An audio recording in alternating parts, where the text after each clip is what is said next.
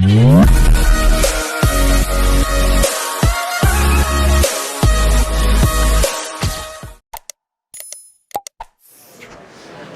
पढ़ने जा रहे हैं एक बेहद इंपॉर्टेंट टॉपिक जो विद्युत रसायन के चैप्टर में सबसे ज्यादा बार आने का रिकॉर्ड बनाया है, और ये इस टॉपिक का नाम है फैराडे का विद्युत अपघटन का नियम, फैराडेज लॉ ऑफ इलेक्ट्रोलाइसिस।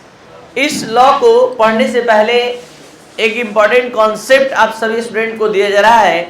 ऐसे इस क्लास के इस चैप्टर के स्टार्टिंग में आपको बताया गया था दो टर्म, एक विद्युत अपघट्य और दूसरा विद्युत अपघटन। वे सभी पदार्थ जिनके जलीय घोल में विद्युत धारा प्रवाहित करने पर वे अपने अवयवी आयनों में वियोजित हो जाते हैं, तो उन सभी पदार्थों को विद्युत अपघट्य और उस प्रक्रम को विद्युत अपघटन कहते हैं। तो यहाँ विद्युत अपघट्य एक पदार्थ है और विद्युत अपघटन एक प्रक्रम है। यहाँ विद्युत अपघटन से संबंधित फैराडे के द्वारा दिए गए नियम को आप पढ़ने जा रहे हैं। प्रथम नियम और द्वितीय नियम दो नियम के रूप में इन्होंने प्रस्तुत किया है। यहाँ दोनों नियम को पढ़ने से पहले आप सभी स्टूडेंट पहले जान लें कि ये नियम किस बात से संबंधित है, किस कॉन्सेप्ट से संबंधित है। थोड़ा देर के लिए मान लीजिए कि आप लैब में हैं और आपने दो मेटालिक रॉड, दो धात्विक छड़ लिया। सपोज दैट ये छड़ जिंक का है और दोनों का वेट आपने तौल लिया, ये वेट 60 ग्राम का है, और इसको ZnSO4 के मोलर घोल में आपने इस तरह से व्यवस्थित कर दिया। इसमें से एक छड़ जो है एनोड की तरह कार्य करता है और एक कैथोड की तरह। जैसे ही आप विद्युत धारा प्रवाहित करते हैं, तो जो सॉल्यूशन में जिंक ZnSO4 है, सॉल्यूशन में विद्युत अपघट्य के रूप में ZnSO4 का जो विलयन हमने लिया है वो अपने अवयवी आयनों में वियोजित हो जाता है। तो जो धन आयन है वो ऋणात्मक इलेक्ट्रोड पर और जो ऋण आयन है धनात्मक इलेक्ट्रोड पर मुक्त होता है। सपोज दैट हम 5 एम्पियर की विद्युत धारा को 10 सेकेंड तक प्रवाहित किए और उसके बाद हम विद्युत धारा का प्रवाह बंद कर दिए। तो आपको अच्छे से पता है कि जैसे ही विद्युत धारा का प्रवाह होगा तो ये अपने अवयवी आयनों में वियोजित होगा। तो ये धनायन जाएगा कैथोड पर और ऋण आयन जाएगा एनोड पर। तो अगर हम 10 सेकेंड बाद इस प्लेट को पुनः निकाल कर वजन करते हैं, वेट करते हैं, तो पता चलता है कि ये 90 ग्राम का हो गया।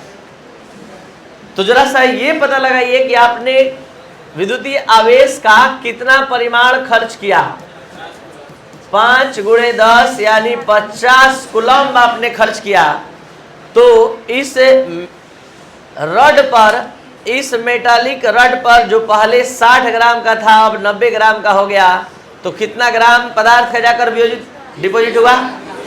तो मुक्त पदार्थ की मात्रा कितने ग्राम की प्रवाहित किया गया? विद्युतीय आवेश कितना?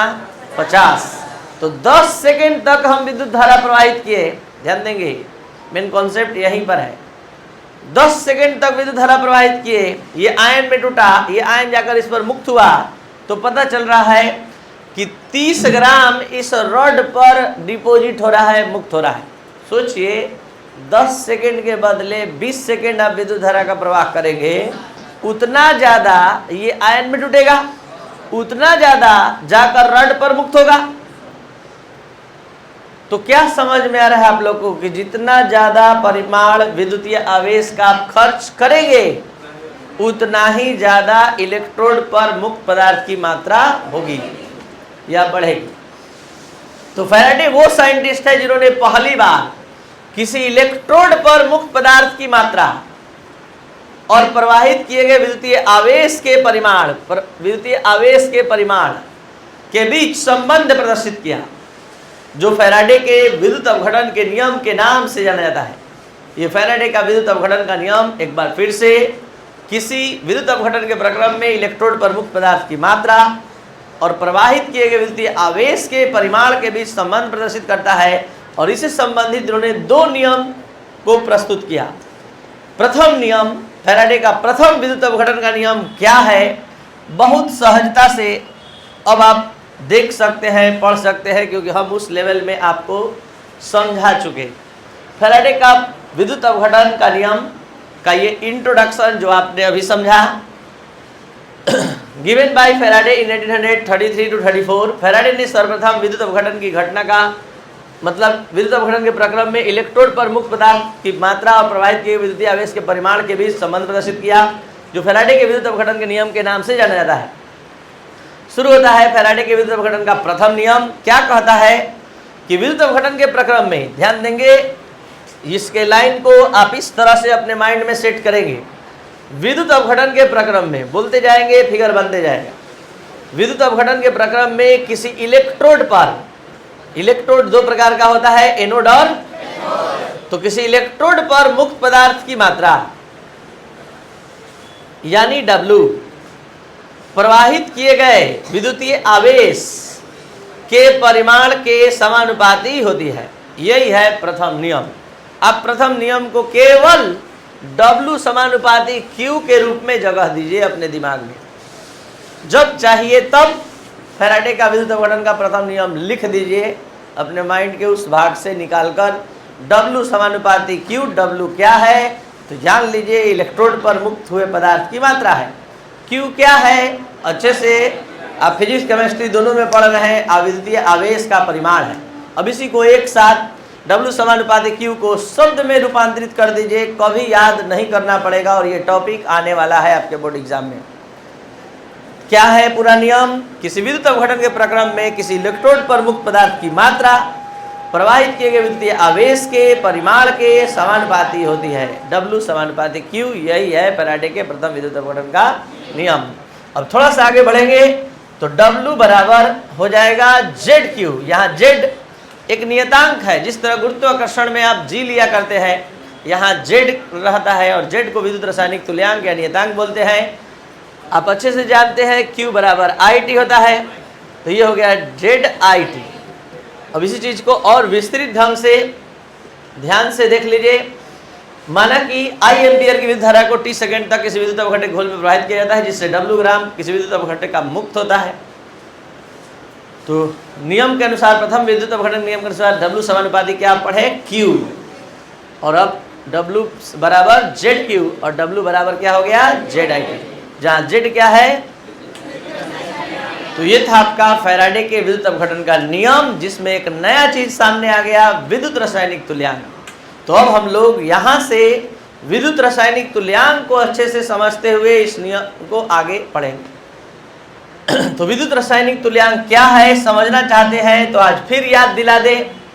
किसी कांस्टेंट को कभी भी समझना होता है, उसका मान निकालना होता है, उसको परिभाषित करना होता है, तो बाकी सभी फैक्टर को एकांक ले लेते हैं।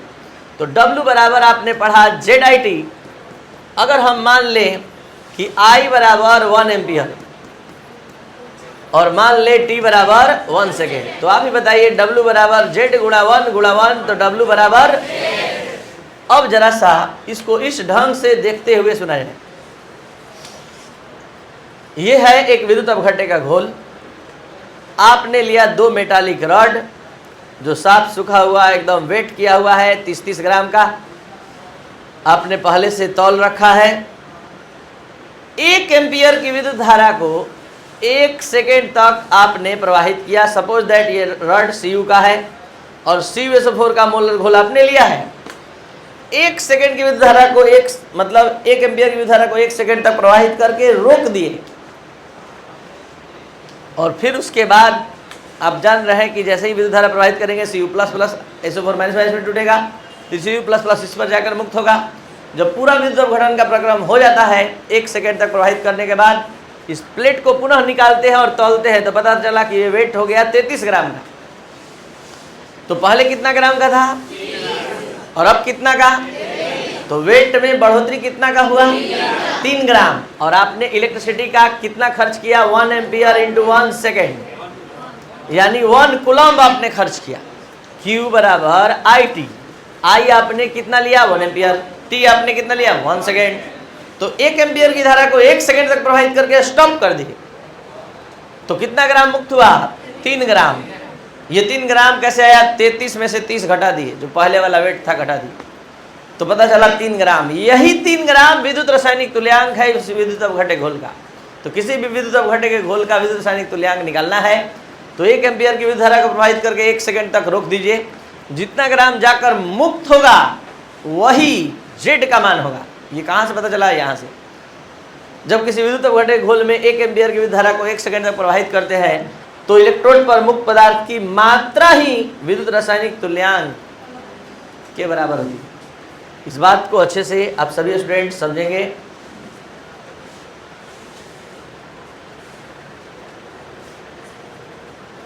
I बराबर 1 एम्पियर, T बराबर 1 सेकेंड, W बराबर Z। विद्युत रासायनिक तुल्यांक क्या है? किसी इलेक्ट्रोड पर मुक्त हुए पदार्थ की वह मात्रा जो विद्युत अवघटन के प्रक्रम में 1 एम्पियर की विद्युत धारा को 1 सेकेंड तक प्रवाहित करने पर विद्युत रासायनिक तुल्यांक की इकाई कहाँ से आएगी? तो W बराबर होता है Z3। तो क्या हो जाएगा? Z बराबर W क्या है? मुक्त पदार्थ की मात्रा मतलब ग्राम में, और ये Q क्या है? कूलम। तो ग्राम प्रति कूलम। तो ये था आपका विद्युत रासायनिक तुल्यांक, इलेक्ट्रोकेमिकल इक्विवेलेंट। अब हम लोग चलते हैं फैराडे के द्वितीय विद्युत अवघटन के नियम पर। आपको बता दें कि आप ऑप्टिमम केमिस्ट्री क्लास के चैनल पर पढ़ रहे हैं और ये काफ़ी important question board model question आप पढ़ने जा रहे हैं, जो 2024 के एग्जाम में यानी आपके नेक्स्ट ईयर के एग्जाम जो आपका होने वाला है वो उसमें ये काफ़ी इंपॉर्टेंट रोल अदा करेगा और बहुत सारे इंपॉर्टेंट कॉन्सेप्ट लेकर आ रहा है ये टॉपिक। ध्यान दिया जाए। Faraday second law of electrolysis, Faraday का द्वितीय विद्युत अवघटन का नियम क्या है, किस बात से संबंधित है, जानने के लिए इस एक्सपेरिमेंटल सेटअप पर ध्यान दिया जाए। ये है 3 विद्युत अवघट्टे का घोल। ये है 3 विद्युत अवघट्टे का घोल आपके सामने। आप चाहें तो यहां पर ले लीजिए ZnSO4, यहां ले लीजिए CuSO4, यहां ले लीजिए AgNO3। 3 विद्युत अवघट्टे का घोल है। तीनों को श्रेणी क्रम में व्यवस्थित किया गया है। तीनों से समान परिमाण की विद्युत धारा को समान समय के लिए प्रवाहित किया जा रहा है। समान परिमाण की विद्युत धारा को समान समय तक के लिए प्रवाहित किया जा रहा है। तो इसी क्रम में हम फैराडे के द्वितीय विद्युत अवघटन के नियम का अध्ययन करने जा रहे हैं। क्या है इसका मेन स्टेटमेंट? सुना जाए। जब विभिन्न विद्युत अवघट्टे के घोल से समान परिमाण की विद्युत धारा को प्रवाहित करते हैं तो किसी इलेक्ट्रोड पर मुक्त पदार्थ की मात्रा, सपोज दैट इस इलेक्ट्रोड पर मुक्त पदार्थ की मात्रा W1 है, इस इलेक्ट्रोड पर मुक्त पदार्थ की मात्रा W2 है। क्योंकि जैसे ही करंट का फ्लो होगा ये अपने अवयवी आयनों में टूट जाएगा, ये अपने अवयवी आयनों में टूट जाएगा, ये अपने अवयवी आयनों में टूट जाएगा। तो ये इस पर मुक्त होगा, ये इस पर मुक्त होगा, ये इस पर मुक्त होगा। तो हमने मान लिया कि इसका W1 ग्राम मुक्त होता है, इस पर W2 ग्राम मुक्त होता है और इस पर W3 ग्राम। और यहाँ इसका अपना समतुल्य भार, आप लोग घोल विलयन चैप्टर में भी समतुल्य भार का नाम सुने थे। वहाँ पूरा अच्छे से अम्ल, भस्म, लवण तत्व तो सबका समतुल्य भार निकालने के लिए सिखाया गया था। समतुल्य भार को इंग्लिश में E बोलते हैं और यहाँ इसका समतुल्य भार हमने मान लिया E1 इसका समतुल्य भार हमने मान लिया E2, इसका समतुल्य भार E3। अब आप सुनेंगे ये नियम तो एकदम सुनते ही पूरा माइंड में सेट हो जाएगा। जब श्रेणी क्रम में स्थित विभिन्न विद्युत अवघट्टे के घोल से समान परिमाण की विद्युत धारा को प्रवाहित किया जाता है तो प्रत्येक इलेक्ट्रोड पर मुक्त पदार्थ की मात्रा अपने समतुल्य भार के समानुपाती होती है। तो यहां क्या हो जाएगा? W2 समानुपाती E2 और यहां क्या हो जाएगा? E3। समझ पा रहे हैं? समानुपाती का चिन्ह हटते ही W1 बराबर KE1, नियतांक आ गया K। तो यहाँ W1 बाई E1 बराबर K, समीकरण नंबर 1। यहाँ पर आ गया W2 बराबर KE2, W2 बाई E2 समीकरण नंबर 2। यहाँ W3 बराबर KE3, W3/E3 इक्वल के। समीकरण नंबर 3। समीकरण 1, 2 एवं 3 से तीनों का दायां पक्ष बराबर है तो हम बायां पक्ष बराबर कर सकते हैं और फाइनल इक्वेशन आ रहा है W1/E1 इक्वल बराबर W3/E3।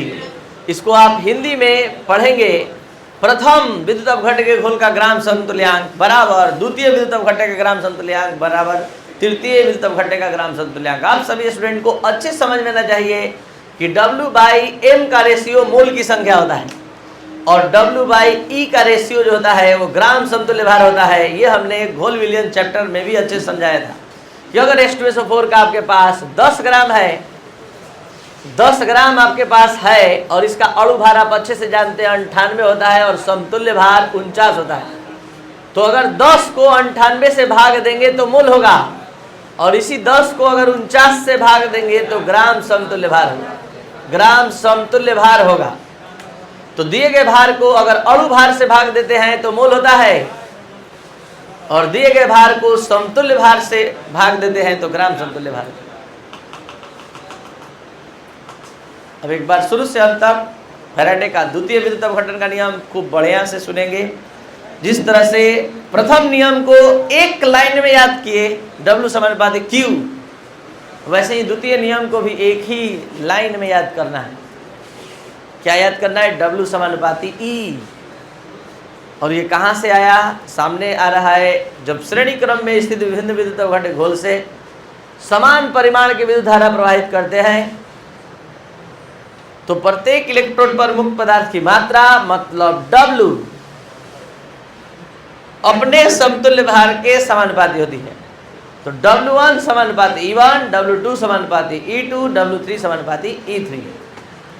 अब इसको एक सिस्टम में जैसे आप अपने क्लास नोट्स में लिखेंगे प्रथम विद्युत अपघट्य के घोल के लिए, लेकिन उससे पहले थोड़ा और शुरुआत से, जब श्रेणी क्रम में स्थित विभिन्न विद्युत अपघट्य घोल से समान परिमाण की विद्युत धारा को प्रवाहित किया जाता है तो प्रत्येक इलेक्ट्रोड पर मुक्त पदार्थ की मात्रा मतलब W अपने समतुल्य भार के समानुपाती होता है। माना कि विभिन्न विद्युत अपघट्य घोल से समान परिमाण की विद्युत धारा प्रवाहित की जाती है तो विभिन्न इलेक्ट्रोड पर क्रमशः W1, W2 एवं W3 ग्राम मुक्त किया जाता है जिसका समतुल्य भार क्रमशः E1, E2 एवं E3 है। तो यहाँ प्रथम विद्युत अपघट्य घोल के लिए W1 समानुपाती E1 तो W1 बराबर KE1, W1/E1 इक्वल K। समीकरण नंबर 1। द्वितीय विद्युत अपघट्य के घोल के लिए पुनः W2 समानुपाती E2, W2/E2 इक्वल K आ गया। तृतीय विद्युत अपघट्य के लिए W3/E3 इक्वल K आ गया। समीकरण 1, 2 एवं 3 से फाइनल इक्वेशन आप सभी स्टूडेंट देख सकते हैं प्राप्त हो चुका है। W1/E1 बराबर W2/E2 बराबर W3/E3। और आपको अच्छे से इसको हिंदी में भी समझ होना चाहिए कि इसको हिंदी में क्या बोलेंगे। किसी भी इलेक्ट्रोड पर मतलब मुक्त ग्राम समतुल्यांक की संख्या हमेशा बराबर होती है। इसका मेन कॉन्सेप्ट यही है कि प्रथम इलेक्ट्रोड पर मुक्त पदार्थ का ग्राम समतुल्यांक बराबर द्वितीय इलेक्ट्रोड पर मुक्त पदार्थ द्वितीय इलेक्ट्रोड पर मुक्त पदार्थ का ग्राम समतुल्यांक और तृतीय इलेक्ट्रोड पर मुक्त पदार्थ के ग्राम समतुल्यांक सभी आपस में क्या होंगे? बराबर है। विद्युत रासायनिक तुल्यांक एवं समतुल्य भार में संबंध जो हम लोग नेक्स्ट क्लास में पढ़ेंगे, अच्छे से समझेंगे और प्रॉब्लम का कॉन्सेप्ट लेंगे, तब जाकर फैराडे लॉ ऑफ इलेक्ट्रोलाइसिस को पर आधारित प्रॉब्लम को बनाएंगे। जो भी स्टूडेंट इस चैनल पर नए हैं इसको जरूर शेयर और सब्सक्राइब करें अगर आप अच्छे से इससे संतुष्ट हुए, सेटिस्फाइड हुए तब। Thank you.